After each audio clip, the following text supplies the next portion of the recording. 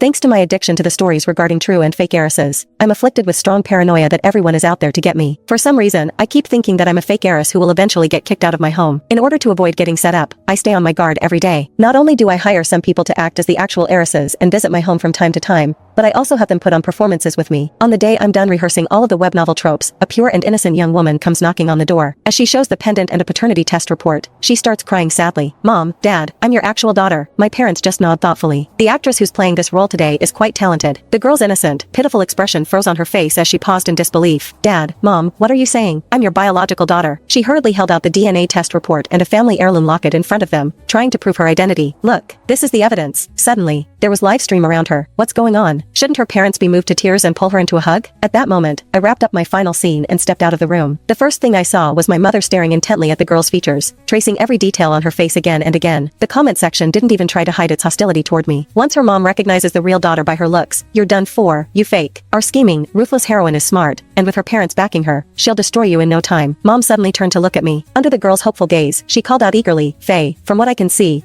this girl has the best acting skills and is the most dedicated." She even prepared her own props. You won't go wrong partnering with her. The girl glanced at them, then down at the items in her own hands. Her expression darkened instantly. I cleared my throat, feeling a little awkward. "Mom, I don't think she's one of the actresses I brought in." That caught both my parents off guard as they sat on the couch. "What? She's not? Then, who is she?" With everyone's attention suddenly focused on her, the girl grew agitated. She threw herself at my parents' feet and sobbed, "Dad, Mom, I finally found you. Even though I've suffered all these years, struggling just to get by and barely having enough to eat, it was all worth it. Our family is finally reunited." Excitement surged through the comments again. Here it is, the classic recognition scene. The female lead is so pitiful. She's maxing out her parents' sympathy instantly. I can't wait for the parents to take it out on the fake daughter. She's been living in someone else's place all these years. The girl wiped her tears and looked up expectantly, but my parents remained oddly calm, even a little awkward. Dad looked especially uncomfortable and turned his face away. "Miss, calm down for a moment." The girl looked completely baffled, unable to understand why things were unfolding this way. I took it all in and nearly failed to hold back my laughter. Over the years, I had hired no fewer than 100 actors, running through thousands of familiar fiction cliches. The recognition plot alone had been staged nearly 100 times. The first time they saw it, my parents were so moved they cried, wishing they could give their hearts to the real daughter. The second time, they felt deep regret and swore to make it up to their biological child. By the 99th time, all that remained on their faces was numbness. They even begged me in their dreams to switch to a different storyline. Since it involved questions of parentage, my parents immediately called in professionals to run a full paternity verification process. The girl's name was Tanya Lockman. It turned out she truly was their biological daughter who had been switched at birth by a nurse. After the truth was verified, my parents clustered around her anxiously and instructed the staff to set up a room for her. Tanya saw that I hadn't moved from my spot. She made a show of rubbing her eyes until they turned red. "Faye grew up by your side, living in luxury and receiving the best education. I'm just a plain, shabby country girl. How could I possibly deserve to live in the same